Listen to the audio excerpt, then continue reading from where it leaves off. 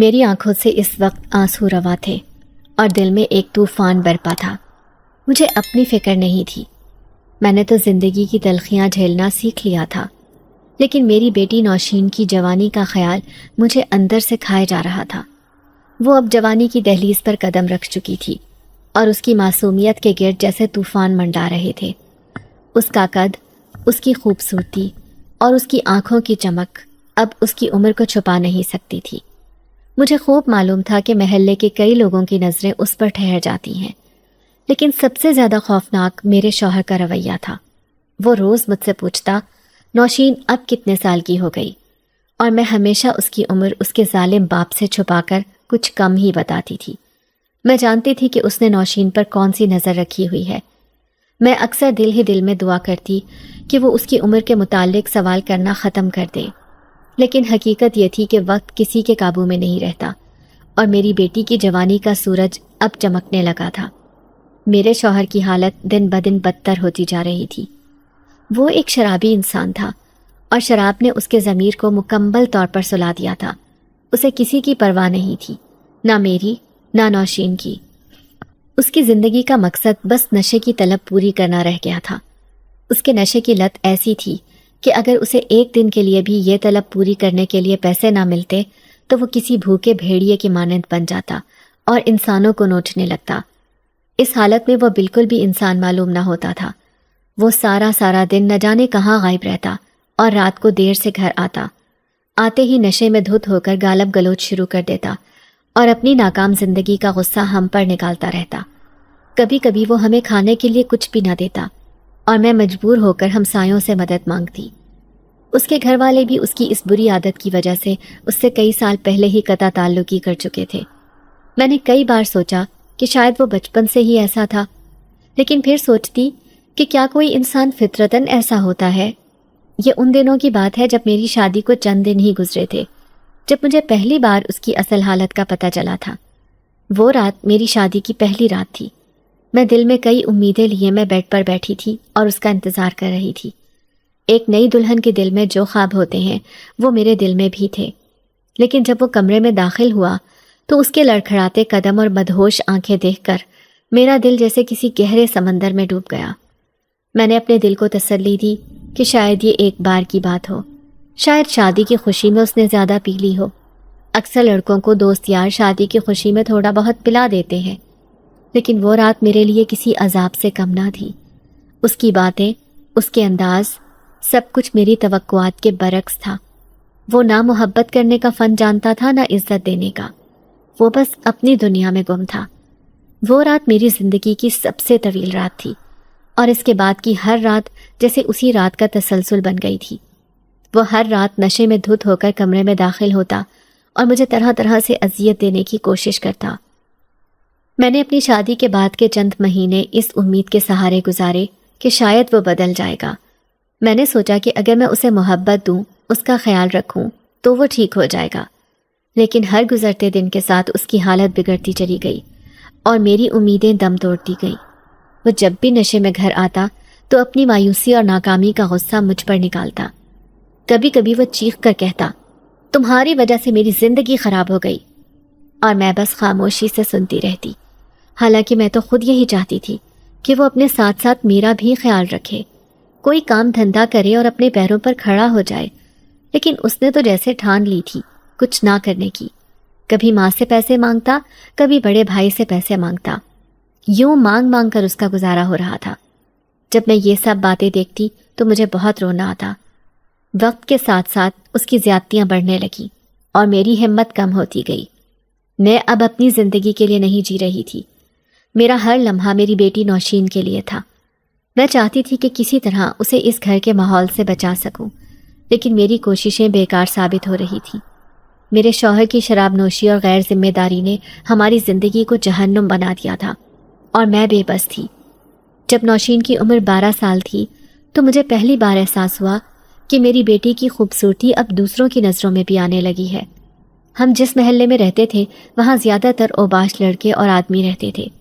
مجھے اس محلے میں رہنا کبھی بھی پسند نہیں تھا، لیکن اس گھر کا کرایہ مناسب تھا اور یہاں میرے شوہر کو بھی پوچھنے والا کوئی نہیں تھا، اسی لیے بھی وہ یہاں مستقل رہنے پر راضی تھا۔ محلے میں سبھی لوگ ایسے تھے تو بھلا کس کو فکر تھی کہ کوئی یہاں پارسا بن جائے؟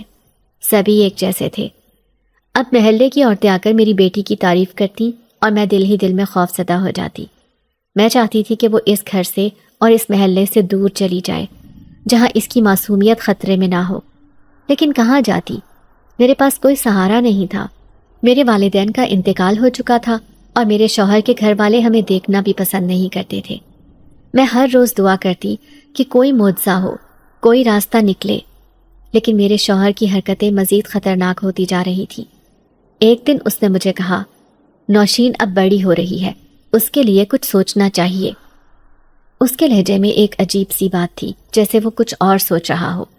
میرے دل کو دھچکا لگا اور میں نے فوراً موضوع بدلنے کی کوشش کی، لیکن وہ اب اپنے ارادے ظاہر کرنے لگا تھا اور میرے دل میں ایک انجانا خوف بیٹھ گیا تھا۔ یہ خوف آخر کار اس دن حقیقت میں بدل گیا جب ایک دن وہ نشے میں دھت گھر آیا اور مجھے کہنے لگا، میں نوشین کو ساتھ لے کر جا رہا ہوں، میں نے اس کا رشتہ طے کر دیا ہے۔ یہ سنتے ہی میرے دل کی دنیا جیسے اجڑ گئی۔ میں نے اسے روکنے کی کوشش کی، اس کے قدموں میں گر کر منتیں کی، لیکن وہ کچھ سننے کو تیار نہیں تھا۔ اس نے نوشین کو زبردستی گھر سے باہر لے جانے کی کوشش کی۔ نوشین چیختی چلاتی ہوئی اپنے باپ کے مضبوط ہاتھوں سے خود کو چھڑوانے میں کامیاب ہو گئی اور دوڑتی ہوئی میرے سینے سے لپٹ گئی۔ اس کی آواز میں خوف اور بے بسی تھی اور اس کے آنسو میرے دل کو چیر رہے تھے۔ میں نے اسے فوراً اپنے بازوؤں میں لے کر کمرے کی طرف دھکیلا اور کہا، نوشین جلدی سے اندر جا کر دروازہ بند کر لو اور کنڈی لگا لو۔ وہ لرزتے ہاتھوں کے ساتھ میری بات مانتے ہوئے کمرے کے اندر داخل ہوئی اور دروازے کی کنڈی لگا دی۔ مجھے اس بات سے کچھ سکون ملا کہ کم از کم وہ محفوظ ہے، لیکن اگلے ہی لمحے میرا شوہر غصے میں دھاڑتے ہوئے میری طرف لپکا۔ اس کے ہاتھوں میں وحشیانہ طاقت تھی اور اس نے مجھ پر غصے سے حملہ کر دیا۔ اس کے ہر وار کے ساتھ میرا جسم ٹوٹتا رہا، لیکن میرے دل میں صرف اپنی بیٹی کی حفاظت کی فکر تھی۔ وہ اپنی طاقت کا مظاہرہ کرتے ہوئے مجھے زمین پر گرا چکا تھا، لیکن میں نے اپنی ہمت نہیں ہاری۔ میرا دل اندر ہی اندر دعا کر رہا تھا کہ کوئی معجزہ ہو اور یہ ظلم رک جائے۔ وہ اتنی شدت سے میری پٹائی کر رہا تھا کہ میرے وجود کی ہر ہڈی جیسے چیخ رہی تھی، لیکن میرے دل میں یہ بات بار بار گونج رہی تھی کہ اگر آج نوشین اس کے ساتھ چلی گئی تو میں اپنی پوری زندگی خود کو کبھی معاف نہیں کر پاؤں گی۔ رات بھر درد میرے وجود کو تڑپاتا رہا۔ میرے جسم پر جو زخم لگے تھے وہ وقت کے ساتھ بھر سکتے تھے، لیکن اگر نوشین اس کے ساتھ چلی جاتی تو وہ زخم ایسے ہوتے جو کبھی بھی نہ بھر سکتے۔ میری آنکھوں میں بار بار وہ منظر آ رہا تھا جب میرا شوہر نوشین کو گھسیٹ کر لے جا رہا تھا۔ میں نے اللہ سے بار بار دعا کی کہ وہ ہمیں اس آزمائش سے نکال دے۔ میرے دل میں ایک ماں کی محبت کا طوفان تھا اور میں اس طوفان کو دبانے میں ناکام تھی۔ یہ ان دنوں کی بات ہے جب میری نئی نئی شادی ہوئی تھی۔ میری شادی کی شروعات بھی کچھ کم تلخ نہیں تھی۔ شادی کے اگلے ہی دن میری ساس نے مجھے ایک کمرے میں بلا کر کہا، دیکھو شرمین، میرے بیٹے کے مزاج کو تم پہلی رات ہی سمجھ گئی ہوگی۔ اسے نشے کی تھوڑی بہت عادت ہے، لیکن مجھے یقین ہے کہ تم اسے اس بری عادت سے دور کر لو گی۔ میں اس وقت محض 16 سال کی ایک معصوم لڑکی تھی جسے دنیا کے تلخ حقائق کی کچھ خبر نہیں تھی۔ میری ساری زندگی گھر کی چار دیواری میں گزری تھی، جہاں میں نے بس گھر کے کام کاج کرنا ہی سیکھا تھا۔ میرے دل میں ساس کی بات سن کر عجیب سی گھبراہٹ پیدا ہوئی، لیکن میں نے سر جھکا کر خاموشی اختیار کی۔ مجھے یہ سمجھ نہیں آ رہا تھا کہ ایک لڑکی جس نے کبھی دنیا کی سختیاں نہیں دیکھی، وہ ایک ایسے شخص کو کیسے بدل سکتی ہے جو اپنی دنیا میں گم ہے۔ میری ماں بھی ایک بے بس عورت تھی۔ ان کے دکھوں کی کہانی میرے دل پر لکھی ہوئی تھی۔ میرے والد کا انتقال اس وقت ہوا تھا جب میں محض 2 سال کی تھی۔ ان کی موت کے بعد ہماری زندگی جیسے ویران ہو گئی تھی۔ میری دادی نے ماں کو گھر سے نکال دیا اور ہمارے لیے دنیا کے دروازے بند ہو گئے۔ میری ماں نے اپنے بھائیوں سے مدد مانگی، لیکن وہ بھی انہیں اپنے ساتھ رکھنے کے لیے تیار نہ تھے۔ آخر کار ہماری زندگی کا سہارا میری خالہ بنی، جو خود ایک شادی شدہ عورت تھی۔ انہوں نے ہمیں اپنے گھر میں رہنے کی اجازت دی، لیکن ان کی نیت صرف یہ تھی کہ ماں ان کے گھر کے کام کاج سنبھالے۔ ان کا شوہر بہت بڑا کاروبار کرتا تھا۔ ان کا گھر بھی بہت بڑا تھا جسے صاف صفائی کی زیادہ ضرورت تھی، اور خالہ کو بھی کسی ایسی عورت کی تلاش تھی جو یقین کے قابل ہو۔ خالہ کے گھر میں میری ماں ایک غلام کی زندگی گزار رہی تھی۔ اور یہ ذمہ داری ماں کے حصے میں آ گئی تھی کہ وہ خالہ کے گھر کا کام کاج کریں اور پھر 2 وقت کی روٹی کھائیں اپنی بیٹی کے ساتھ۔ جب سے میں نے ہوش سنبھالا تھا میں نے اپنی ماں کو گھر کے ہر کونے میں کام کرتے ہی دیکھا تھا۔ صبح سویرے اٹھ کر صفائی کرنا، پھر باورچی خانے میں دن بھر مصروف رہنا اور شام کو دوبارہ صفائی کرنا، یہ سب ماں کی زندگی کا معمول تھا۔ خالہ کی اپنی 2 بیٹیاں تھیں جو اسکول جاتی تھیں، اچھی تعلیم حاصل کر رہی تھیں اور ہر طرح کی آزادی ان کے پاس تھی، لیکن میرے لیے خالہ کا رویہ بالکل مختلف تھا۔ خالہ نے کبھی مجھے اسکول جانے کی اجازت نہیں دی۔ ان کے نزدیک میں اور میری ماں ان کے حکم کے غلام تھے اور ہماری زندگی کا مقصد بس ان کے آرام کا خیال رکھنا تھا۔ میں بچپن سے ہی ماں کا ہاتھ بٹانے لگی تھی اور یہی وجہ تھی کہ میں نے گھر کے سارے کام سیکھ لیے تھے۔ میں نے کبھی اپنے لیے کوئی خواب نہیں دیکھا تھا کیونکہ مجھے پتا تھا کہ میرے خوابوں کی کوئی اہمیت نہیں۔ میری زندگی کا محور بس میری ماں اور ان کی خوشی تھی، لیکن خالہ کا گھر میرے لیے ہمیشہ ایک قید خانے کی طرح محسوس ہوتا تھا، جہاں میں اور ماں صرف 2 وقت کی روٹی کمانے کے لیے موجود تھی۔ یہ سب کچھ سوچتے ہوئے میری آنکھوں سے آنسو بہنے لگے۔ آج جو حالات تھے وہ شاید میری زندگی کی پچھلی تلخیوں کا ہی تسلسل تھے۔ میں اپنی زندگی کے ہر لمحے میں ایک مضبوط سہارا تلاش کرتی تھی، لیکن وہ سہارا مجھے کبھی نہ ملا۔ اور اب جب میری بیٹی جوان ہو رہی تھی مجھے لگتا تھا کہ میری زندگی کا سب سے بڑا امتحان ابھی باقی ہے۔ مجھے نوشین کی حفاظت کے لیے اپنی جان بھی دینی پڑی تو میں دینے کو تیار تھی، لیکن میرا دل اس وقت ڈوبنے لگا جب مجھے یہ احساس ہوا کہ میرے پاس نہ کوئی مدد تھی اور نہ ہی کوئی راستہ۔ یہ ان دنوں کی بات ہے جب میں 14 سال کی تھی۔ اس وقت میری عمر بھی یہی تھی جو اب نوشین کی ہے۔ میری زندگی نے ایک ایسا موڑ لیا جس نے میرے وجود کو جھنجھوڑ کر رکھ دیا تھا۔ میری ماں جو میری کل کائنات تھی اس دنیا سے چلی گئی۔ ان کے جانے کے غم نے مجھے اندر سے کھوکھلا کر دیا تھا۔ ماں کا انتقال ایسا صدمہ تھا جس کا بوجھ میں اپنی عمر سے کہیں زیادہ محسوس کر رہی تھی۔ وہ میرے لیے سب کچھ تھی، میرے دکھ درد کی ساتھی، میری خوشیوں کی گواہ اور میری حفاظت کی دیوار۔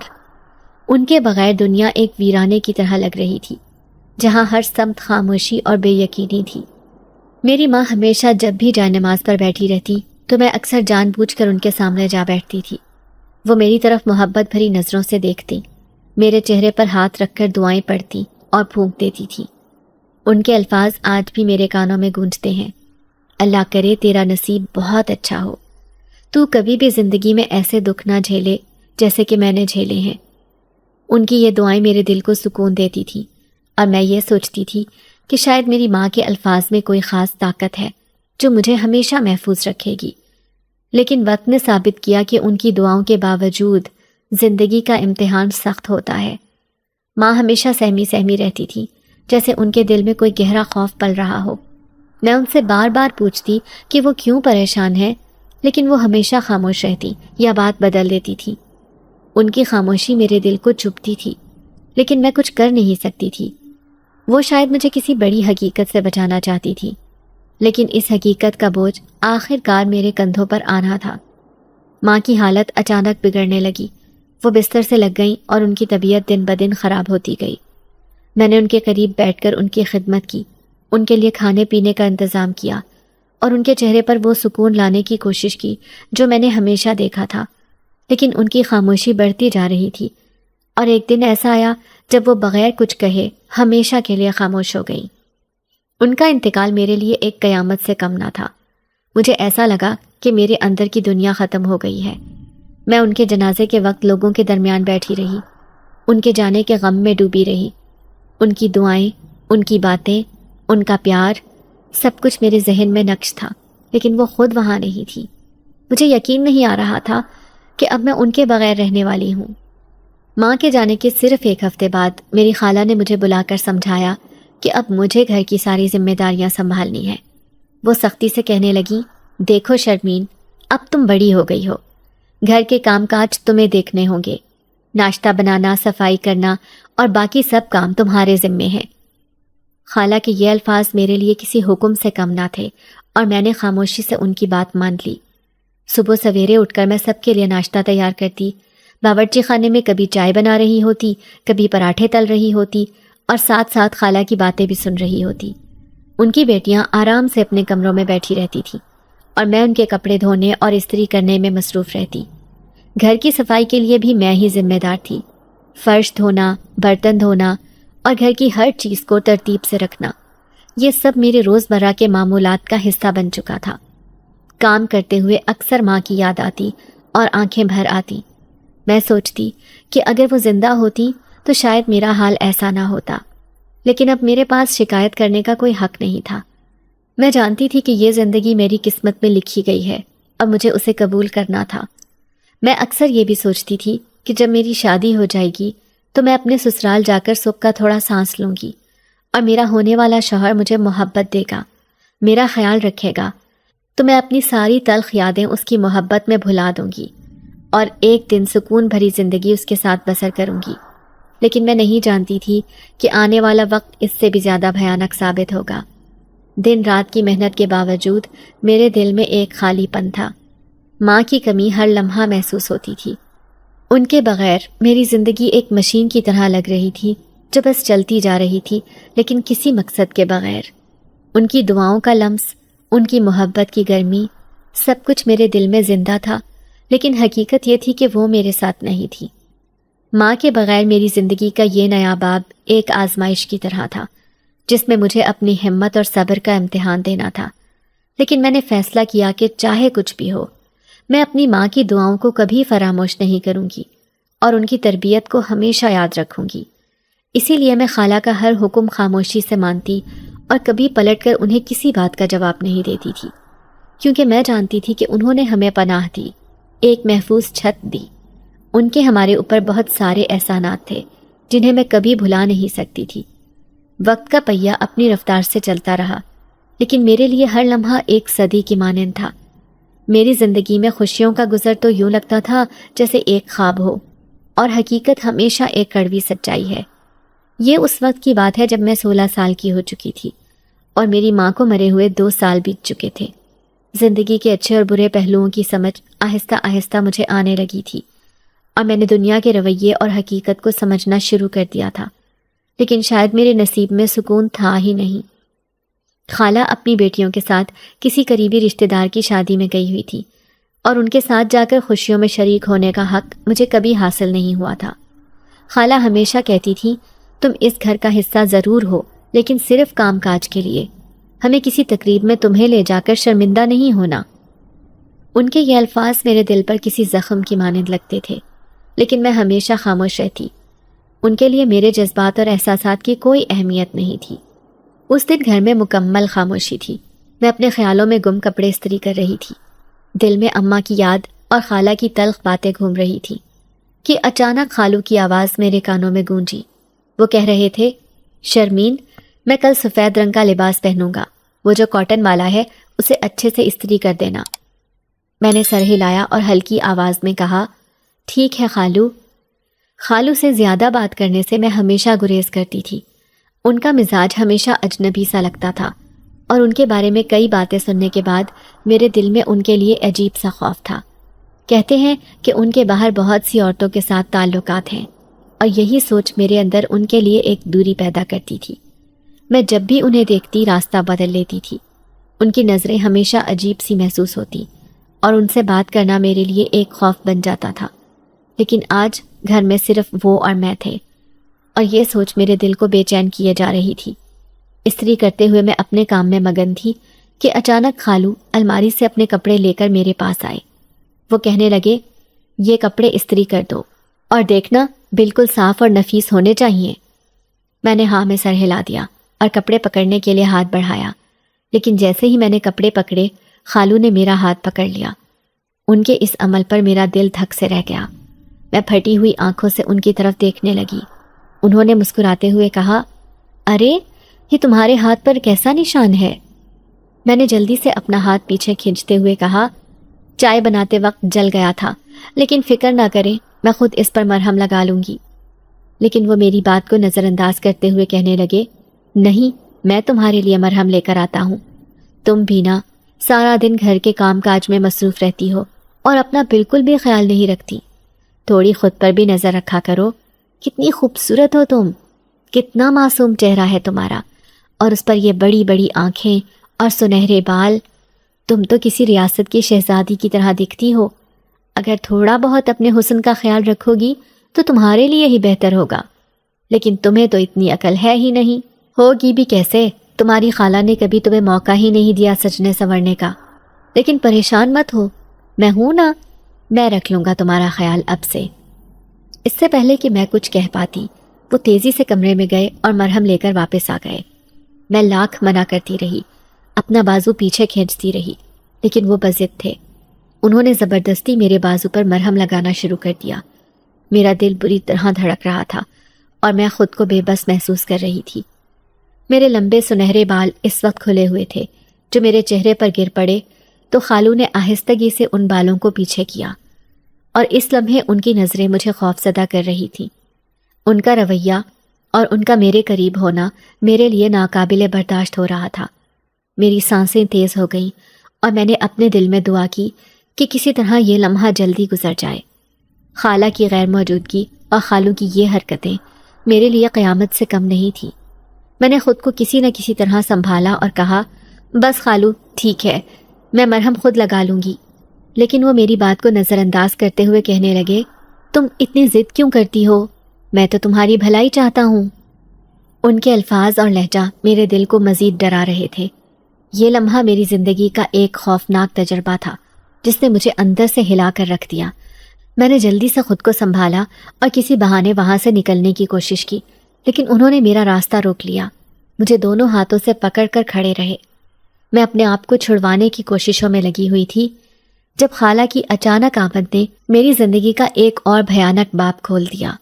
میں پہلے ہی بے بس اور خوفزدہ تھی، خالو کی حرکتوں سے ہل گئی تھی، اور اب خالہ کی نظر مجھ پر پڑتے ہی جیسے میرا دل دھڑکنا بھول گیا۔ وہ تیزی سے میری طرف آئیں اور بنا کچھ سمجھے ایک زناٹے دار تھپڑ میرے چہرے پر دے مارا۔ میرے کان سنسنا اٹھے، آنکھوں کے سامنے اندھیرا چھا گیا، لیکن اس سے زیادہ مجھے ان کے الفاظ نے توڑ دیا۔ وہ غصے سے چیختے ہوئے بولی، گھٹیا لڑکی، آخر دکھا ہی دی اپنی اوقات، میرے شوہر پر ڈورے ڈال رہی ہو۔ ان کے یہ الزامات مجھ پر کسی قیامت سے کم نہیں تھے۔ مرد تو ہوتا ہی ایسا ہے، تمہیں خیال رکھنا چاہیے تھا۔ اگر تم گھر پر اکیلی تھی تو تمہیں خود کو کمرے میں بند کر دینا چاہیے تھا، نہ کہ اس کے سامنے یوں دندناتی پھرتی اور اپنے حسن کے جلوے اسے دکھاتی۔ میں اپنی بے گناہی ثابت کرنے کے لیے لب کھولنا چاہتی تھی، لیکن خالہ نے مجھے بالوں سے پکڑ لیا اور زمین پر گھسیٹتے ہوئے مارنا شروع کر دیا۔ میں زمین پر پڑی ان کی مار سہ رہی تھی، آنسو میری آنکھوں سے بہہ رہے تھے اور میرا دل چیخ چیخ کر کہہ رہا تھا کہ میں بے قصور ہوں، لیکن خالہ کو نہ سننا تھا نہ سمجھنا۔ ان کی بیٹیاں بھی کمرے میں آ گئیں اور مجھ پر گالم گلوچ کی بارش کر دی۔ ان کے الفاظ میرے جسم پر پڑنے والے ہر زخم سے زیادہ گہرے تھے۔ وہ سب مل کر مجھے ملامت کر رہی تھی، میری تربیت پر سوال اٹھا رہی تھی اور مجھے گنہگار ٹھہرا رہی تھی۔ وہ ساری رات میں درد اور بے بسی سے تڑپتی رہی۔ میرے جسم پر نیل پڑ چکے تھے، ہڈیاں دکھ رہی تھیں اور دل اندر سے ٹوٹ چکا تھا۔ صبح ہوتے ہی میرے لیے ایک اور آزمائش کا اعلان کر دیا گیا۔ وہ کمرے میں آئیں اور اپنے مخصوص طنزیہ لہجے میں بولیں، شرمین، میں نے تیرے رشتے کا بندوبست کر لیا ہے، 1 ہفتے میں تیری شادی ہوگی۔ ان کے الفاظ سن کر میرا دل دہل گیا۔ شادی؟ وہ بھی یوں اتنی جلدی؟ میں ابھی زندگی کی مشکلات کو سمجھنے اور سنبھالنے کے قابل بھی نہیں ہوئی تھی، اور وہ مجھے زبردستی ایک ایسے بندھن میں باندھنے جا رہی تھی جس کے لیے میں بالکل بھی تیار نہیں تھی۔ لیکن خالہ نے میری ایک نہ سنی۔ انہوں نے میرے لیے عاصم کا رشتہ چن لیا، جو بظاہر تو ایک شریف گھرانے سے تعلق رکھتا تھا، لیکن حقیقت میں ایک بگڑا ہوا انسان تھا۔ خاندان کا کوئی بھی فرد اس کو اپنی بیٹی دینے کے لیے تیار نہیں تھا، لیکن میری خوبصورتی اور کم عمری دیکھ کر عاصم کی ماں نے خوشی خوشی یہ رشتہ قبول کر لیا۔ میں خود کو کسی کھلونے کی طرح محسوس کر رہی تھی جسے کوئی بھی اپنی مرضی سے ادھر ادھر پھینک سکتا تھا۔ شادی کے دن میرے دل پر ایک خوف سایہ کر رہا تھا، لیکن میرے پاس کوئی راستہ نہیں تھا۔ لیکن پھر میں دل ہی دل میں سوچنے لگی کہ شاید میرا شوہر ایک اچھا انسان ہوگا اور وہ میرا خیال رکھے گا، وہ زندگی شاید اس زندگی سے کچھ بہتر ہوگی۔ لیکن عاصم کے ساتھ شادی کرنے کے بعد میری زندگی ایک نیا جہنم بن گئی۔ وہ نشے کا عادی تھا، ہر رات دیر سے گھر آتا اور نشے کی حالت میں مجھ پر چیختا، چلاتا، گالیاں دیتا اور مجھے بے عزت کرتا۔ اس کی ماں جو ایک بیوہ خاتون تھی مجھ سے امید رکھتی تھی کہ میں عاصم کو سدھاروں گی۔ وہ اکثر کہتی تھی، بیٹی تم عاصم کو سیدھی راہ پر لے آنا، تم جیسی سمجھدار لڑکی اس کے نصیب میں آئی ہے، اللہ بہتر کرے گا۔ عاصم کے والد کا انتقال عاصم کی کم عمری میں ہوا تھا۔ اس کا بھائی کاروبار کو سنبھالنے میں لگا ہوا تھا، اس وجہ سے عاصم کی صحبت برے لڑکوں کے ساتھ ہو گئی۔ وہ نہ پڑھا لکھا تھا اور نہ ہی کوئی ہنر سیکھا تھا، لیکن عاصم کی عادتیں ایسی تھیں کہ اب تو سدھرنے کا سوال ہی پیدا نہیں ہوتا تھا۔ عاصم کا بڑا بھائی گھر کی ساری ذمہ داری اٹھاتا تھا، اور جب اسے احساس ہوا کہ وہ اکیلا ہی سب کا خرچ برداشت کر رہا ہے تو اس نے صاف کہہ دیا کہ وہ مزید ہمارا بوجھ نہیں اٹھا سکتا۔ اس کے انکار کے بعد عاصم کی ماں نے ہمیں گھر سے نکال دیا۔ وہ خود بھی بے بس تھی اور ان کے پاس کوئی دوسرا راستہ نہیں تھا۔ وہ کہنے لگی، شاید عاصم کے کندھوں پر اس کی بیوی بچوں کا بال آئے گا تو وہ کچھ سدھر جائے گا اور کمانے لگے گا۔ ہم نے ایک چھوٹا سا گھر کرائے پر لے لیا اور وہاں رہنے لگے۔ میری شادی کو ابھی 1 سال بھی نہیں ہوا تھا اور میں اس وقت حاملہ ہو گئی۔ میری حالت پہلے ہی کمزور تھی، اوپر سے عاصم کی بدسلوکی نے میری زندگی مزید مشکل بنا دی تھی۔ وہ رات رات بھر گھر سے باہر رہتا، بری صحبتوں میں وقت گزارتا، اور جب نشے کی حالت میں گھر آتا تو مجھ پر ظلم کے پہاڑ توڑ دیتا۔ اس کی گالیاں، دھمکیاں اور مار پیٹ میری راتوں کو عذاب بنا دیتی۔ میں اندر سے ٹوٹ چکی تھی، لیکن میری کوکھ میں پلنے والے بچے کی امید نے مجھے زندہ رکھا ہوا تھا۔ میں نے فیصلہ کر لیا تھا کہ چاہے حالات جیسے بھی ہوں، میں اپنے بچے کو ایک بہتر زندگی دینے کی کوشش کروں گی۔ میری ماں نے بھی تو مجھے سنبھالا تھا، پال پوس کر بڑا کیا تھا، لیکن عاصم کی بے رحمی اور حالات کی تنگی میرے لیے ہر دن کو مشکل بنا رہی تھی۔ میرے دل میں بس ایک دعا تھی کہ اللہ میری مدد کرے اور میری زندگی میں کچھ سکون عطا کرے۔ غربت اور مشکلات کا سامنا تو میری شادی کے بعد ہر لمحے تھا، لیکن جب میں حاملہ ہوئی تو ان مصیبتوں نے مزید شدت اختیار کر لی۔ عاصم کی بے رحمی اور غیر ذمہ داری کے باعث ہم دونوں کرائے کے ایک چھوٹے سے مکان میں رہ رہے تھے۔ یہ مکان اتنا خستہ حال تھا کہ بارش کے دنوں میں چھت سے پانی ٹپکنے لگتا تھا اور سردی کے موسم میں ٹھنڈی ہوا سیدھی اندر آتی تھی۔ اس حالت میں دن رات اپنے آنے والے بچے کی فکر میں مبتلا رہتی تھی۔ حمل کے دن میرے لیے کسی آزمائش سے کم نہیں تھے۔ میری حالت نازک تھی، لیکن عاصم کو نہ میری صحت کی کوئی پرواہ تھی اور نہ ہی میرے کھانے پینے کی۔ پڑوس کی عورتیں جب میرے حالات دیکھتیں تو ترس کھا کر کچھ کھانے کو دے جاتی یا کبھی میرے پاس بیٹھ کر میرا دل بہلانے کی کوشش کرتی۔ محلے کی ایک بزرگ خاتون خدیجہ خالہ اکثر میرے پاس آتی اور کہتی، بیٹی صبر کرو، اللہ ہر مشکل کے بعد آسانی پیدا کرتا ہے، اپنے بچے کے لیے ہمت رکھو۔ ان کے یہ الفاظ میرے لیے امید کی روشنی بن جاتے، لیکن دل میں ایک خوف بھی تھا کہ کہیں میں اپنے بچے کو بھی انہی مشکلات میں نہ لے آؤں۔ مجھے اپنے بچے کے نصیب سے اب ڈر لگنے لگا تھا۔ میری ماں نے بھی ایسی ہی ٹھوکروں والی زندگی گزاری تھی اور میں نے بھی ہمیشہ ایسی ہی زندگی پائی تھی۔ اب مجھے یہ خوف تھا کہ میرے آنے والے بچے کے نصیب نہ جانے کیسے ہوں گے۔ میں دن رات اس کے لیے دعا کرتی۔ عاصم دن رات گھر سے غائب رہتا اور جو تھوڑے بہت پیسے وہ کبھی کبھار لاتا وہ بھی شراب اور نشے میں اڑا دیتا۔ میرے پاس اپنے لیے یا آنے والے بچے کے لیے کچھ بھی بچا نہیں تھا۔ ایسی حالت میں نے فیصلہ کیا کہ میں اپنی زندگی کی باغ ڈور خود سنبھالوں گی۔ میں نے پرانی یادوں سے اپنی ماں کی سکھائی ہوئی سلائی اور کڑھائی کے ہنر کو یاد کیا اور محلے کی عورتوں سے کام ڈھونڈنے کی بات کی۔ خدیجہ خالہ نے میری مدد کی اور کچھ لوگوں سے میری سفارش کی، جس کے بعد میں نے اپنے گھر کے ایک کونے میں سلائی کا کام شروع کر دیا۔ یہ سلائی کی مشین بھی خدیجہ خالہ نے مجھے اپنے پیسوں سے لے کر دی تھی۔ وہ میرا بہت خیال رکھنے لگی تھی۔ وہ میری ہمسائی تھی۔ شروع میں کام آہستہ آہستہ آیا۔ محلے کی عورتیں اپنے بچوں کے کپڑے یا پردے سلوانے میرے پاس آتی۔ وہ میرے حالات دیکھ کر قیمت کم رکھتی، لیکن ان کے چہروں پر رحم اور ہمدردی کے آثار واضح ہوتے۔ مجھے ان کی یہ مدد دل سے قبول تھی، کیونکہ یہ میرا پہلا قدم تھا اپنی زندگی کو بہتر بنانے کے لیے۔ میں دن رات اپنے بڑھتے ہوئے پیٹ کے ساتھ بیٹھ کر کام کرتی۔ کبھی میری کمر درد سے ٹوٹنے لگتی اور کبھی آنکھوں کے سامنے اندھیرا چھا جاتا، لیکن میں نے ہمت نہیں ہاری۔ میں نے اپنے اخراجات خود اٹھانے کی ٹھان لی تھی۔ جو تھوڑے بہت پیسے سلائی کڑھائی سے آتے، ان میں سے میں اپنے اور آنے والے بچے کے لیے ضروری چیزیں خریدنے کی کوشش کرتی۔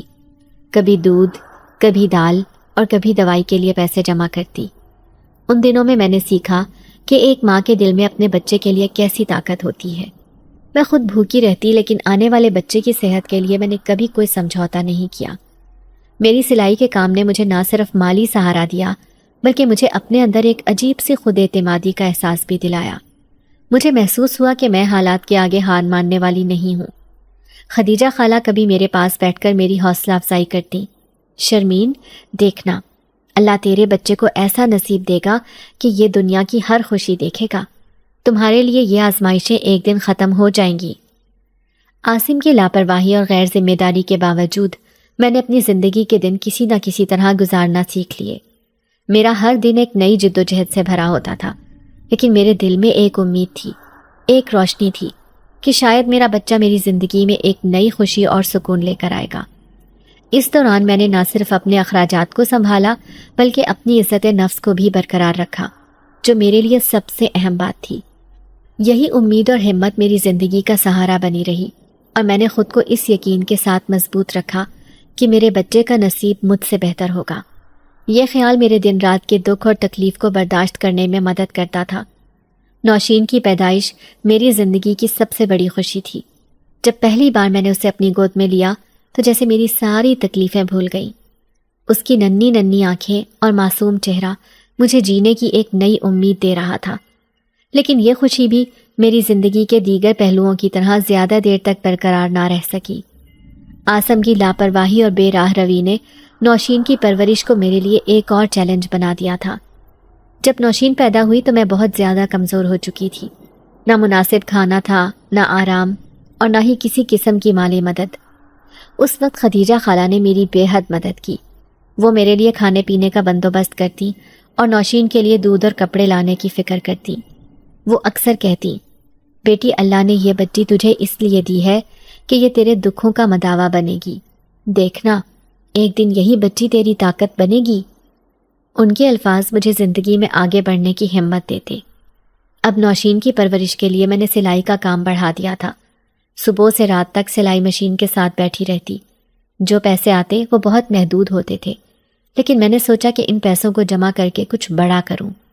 میں نے خدیجہ خالہ کی مدد سے 3-4 کمیٹیاں ڈالیں۔ ہر مہینے کی قسط دینا میرے لیے مشکل ہو جاتا تھا، لیکن میں نے کبھی ہمت نہیں ہاری۔ ان کمیٹیوں سے جو پیسے ملتے ان سے میں نوشین کی ضروریات پوری کرتی اور کچھ بچا کر اس کے مستقبل کے لیے سنبھال لیتی۔ جب نوشین 4 سال کی ہوئی تو میں نے اسے محلے کے ایک چھوٹے سے اسکول میں داخل کروایا۔ میرے دل میں ہمیشہ یہ خواہش رہی کہ نوشین تعلیم حاصل کرے اور وہ زندگی گزارے جو میں نہیں گزار سکی۔ اسکول کا خرچہ اٹھانا میرے لیے مشکل تھا، لیکن سلائی اور کمیٹیوں کی مدد سے میں نے یہ خواب پورا کیا۔ نوشین بہت ذہین تھی، اور ہر روز جب وہ اسکول سے لوٹ کر اپنی باتیں مجھ سے شیئر کرتی تو میرا دل خوشی سے بھر جاتا۔ دوسری طرف عاصم کی حالت دن بدن خراب ہوتی جا رہی تھی۔ اس کی ماں نے اپنی زندگی میں ایک چھوٹی سی دکان اس کے نام کر دی تھی تاکہ وہ اپنا خرچ اٹھا سکے، لیکن وہ دکان سے کمائے گئے پیسے شراب اور نشے میں اڑا دیتا تھا۔ میں اسے بار بار سمجھاتی، عاصم یہ دکان تمہارے لیے اور نوشین کے مستقبل کے لیے ہے، اسے سنبھالو، لیکن وہ میری بات کو کبھی سنجیدگی سے نہیں لیتا تھا۔ جب میں زیادہ اصرار کرتی تو وہ مشتعل ہو کر ہاتھ اٹھانے لگتا۔ عاصم کا رویہ ہر گزرتے دن کے ساتھ بدتر ہوتا جا رہا تھا۔ وہ روز نشے میں دھت گھر آتا اور کسی نہ کسی بات پر مجھ سے لڑائی کرتا۔ اکثر وہ کہتا کہ تمہاری وجہ سے میری زندگی برباد ہو گئی۔ مجھے سمجھ نہیں آتا تھا کہ میں نے ایسا کیا کیا ہے جس سے اس کی زندگی خراب ہوئی۔ وہ پڑوسیوں اور محلے والوں سے بھی الجھنے لگا۔ اس کے جھگڑالو رویے کی وجہ سے لوگ ہم سے دور رہنے لگے تھے۔ ان حالات میں میرا واحد سہارا نوشین بن گئی تھی۔ میں دن رات محنت کر کے اس کے مستقبل کے لیے خواب بنتی تھی۔ میں چاہتی تھی کہ وہ ایک اچھی تعلیم حاصل کرے اور اس جہنم سے نکل جائے جس میں میں نے اپنی زندگی گزار دی۔ نوشین کی مسکراہٹ مجھے جینے کی طاقت دیتی تھی۔ ہر بار جب وہ مجھ سے کہتی کہ امی جب میں بڑی ہو جاؤں گی تو آپ کو کام نہیں کرنے دوں گی، میری آنکھوں سے آنسو نکل آتے اور میں اسے گلے لگا لیتی۔ عاصم کی غیر ذمہ داری اور بگڑتے ہوئے حالات کے باوجود میں نے اپنے آپ کو مضبوط رکھا۔ مجھے یہ یقین تھا کہ ایک دن اللہ میری محنت کا صلہ دے گا اور نوشین کے نصیب میں خوشیاں لکھ دے گا۔ ہر رات سونے سے پہلے میں نوشین کے سر پر ہاتھ رکھ کر دعا کرتی، یا اللہ میری بیٹی کو وہ زندگی دینا جو میں نے کبھی نہیں دیکھی، اسے ہر دکھ اور تکلیف سے بچا لینا، یہ دعا ہی میری واحد امید تھی جو مجھے ہمت دیتی تھی۔ لیکن میری زندگی کی آزمائشیں ابھی ختم نہیں ہوئی تھیں، آگے بھی بہت سے موڑ اور مشکلات میرا انتظار کر رہے تھے۔ خدیجہ خالہ کا اپنا 2 منزلہ مکان تھا جو انہیں ان کے شوہر کی وراثت میں ملا تھا۔ خالہ کی زندگی بہت سادہ تھی اور وہ زیادہ تر بچوں کی چیزیں فروخت کر کے اپنی گزر بسر کرتی تھی، لیکن اب ان کی عمر ڈھل چکی تھی اور وہ دن بھر محنت کر کر کے تھکنے لگتی تھی۔ ایک دن میں نے ان سے بات کرتے ہوئے کہا، خالہ، آپ کے گھر کا اوپر والا پورشن خالی پڑا ہے، بہتر یہی ہے کہ آپ اسے کرائے پر دے دیں، اس طرح آپ کی آمدنی میں اضافہ ہوگا اور آپ کو بچوں کی چیزیں بیچنے کی محنت بھی کم کرنی پڑے گی۔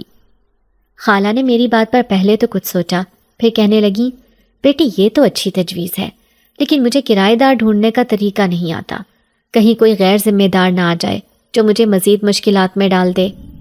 میں نے انہیں تسلی دی، خالہ آپ فکر نہ کریں، اگر کوئی اچھا کرایہ دار مل جائے تو آپ کی زندگی آسان ہو جائے گی۔ خالہ کو میری بات اچھی لگی اور انہوں نے محلے کے دکاندار سے کہہ دیا کہ ان کے اوپر والے کمرے کے لیے کرایہ دار تلاش کریں۔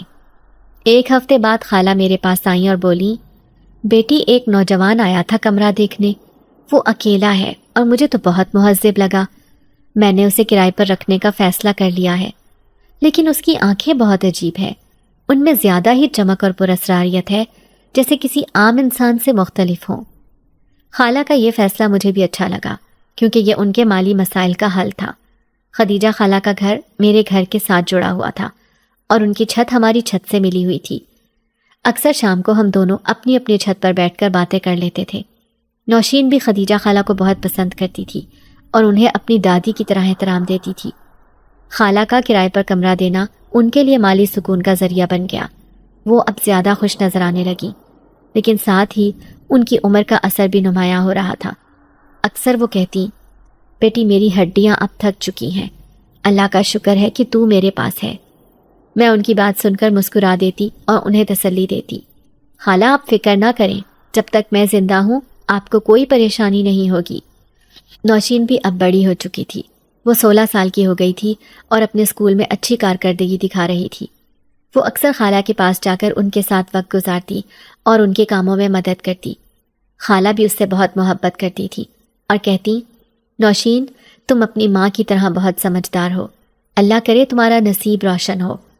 یہ باتیں نوشین کے چہرے پر مسکراہٹ لے آتی اور وہ مزید دل لگا کر خالہ کا خیال رکھتی۔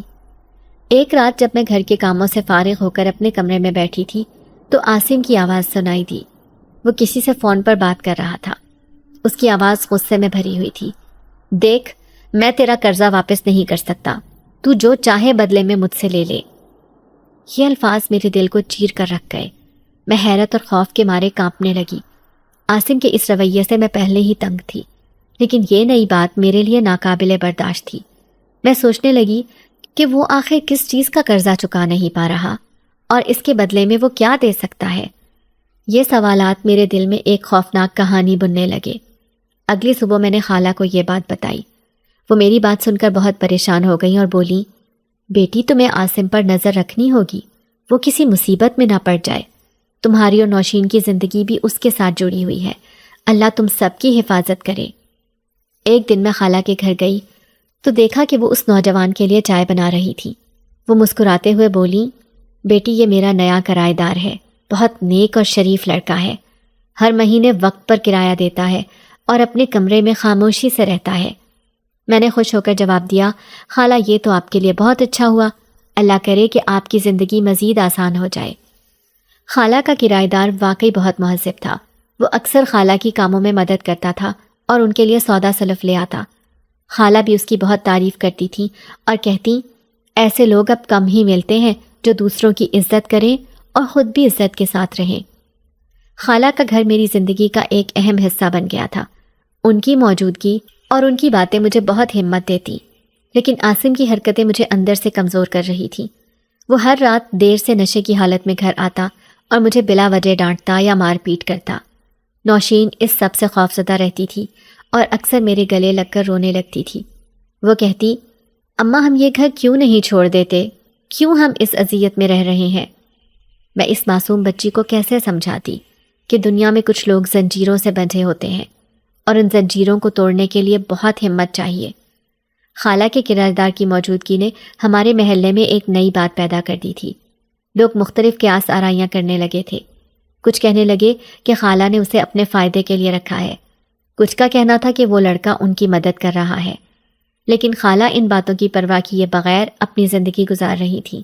وہ اکثر کہتی، لوگ تو باتیں بناتے ہی رہیں گے، لیکن مجھے اپنی زندگی جینے کا حق ہے۔ اسی رات نوشین میرے پاس آئی اور بولی، اماں، آج خالہ کہہ رہی تھی کہ وہ کرایہ دار بہت اچھا انسان ہے، ان دنوں وہ کام کی تلاش میں ہے اور اس کی ماں بیمار ہے، وہ بہت پریشان ہے، کیا ہم اس کی کچھ مدد کر سکتے ہیں؟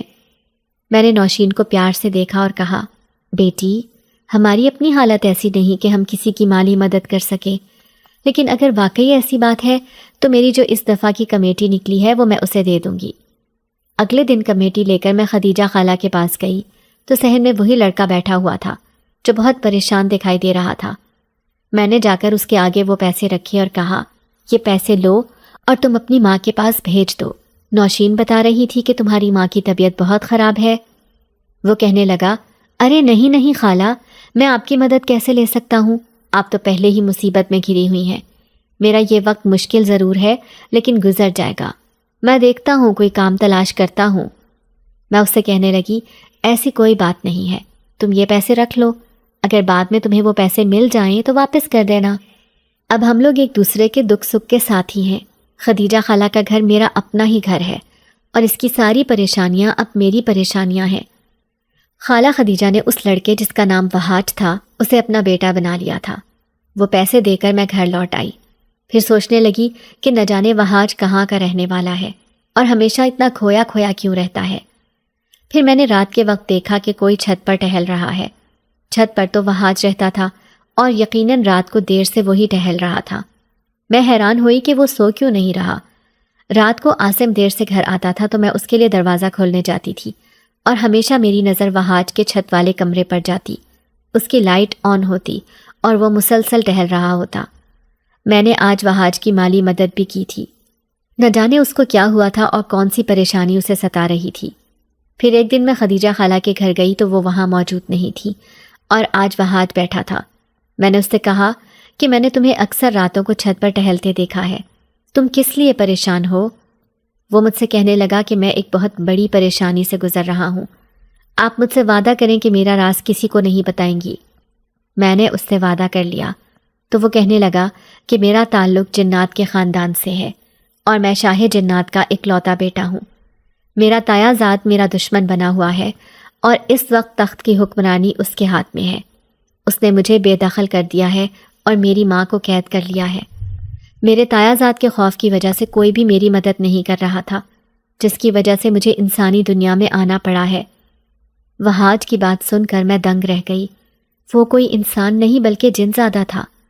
وہ کہنے لگا کہ جب تک میری شادی نہیں ہوتی مجھے میری طاقتیں نہیں مل سکتی، ایک عورت کا میرے ساتھ ہونا بہت ضروری ہے اور جنات کا قبیلہ ایک ایسے لڑکے کو اپنی بیٹی شادی کے لیے نہیں دے گا جس کے بس میں کوئی طاقت ہی نہیں۔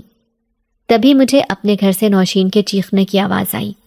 میں فوراً بھاگی تو عاصم کے ساتھ 2 اور مرد بھی تھے، وہ نوشین کو گھسیٹ کر لے جا رہے تھے۔ عاصم بولا، میں نے اپنے قرضے کے بدلے نوشین کا سودا کر لیا ہے۔ وہ سب مل کر نوشین کو گھسیٹ رہے تھے۔ میں نے چیخ چیخ کر وہاج کو آوازیں دی اور کہا کہ ہماری مدد کرو جلدی سے۔ وہاج وہاں آیا اور ان لوگوں کو مار پیٹ کر گرا دیا۔ عاصم کہنے لگا کہ میں آج ہی اس کا نکاح اس آدمی سے کر دوں گا، چاہے تو کچھ بھی کرے۔ یہ سنتے ہی وہاج نے کہا کہ نوشین سے میں نکاح کروں گا، پھر دیکھتا ہوں میری بیوی کو کوئی ہاتھ لگا کر دکھائے۔ اس کی بات سن کر میری آنکھیں نم ہو گئیں۔ میں نے اس کا شکریہ ادا کیا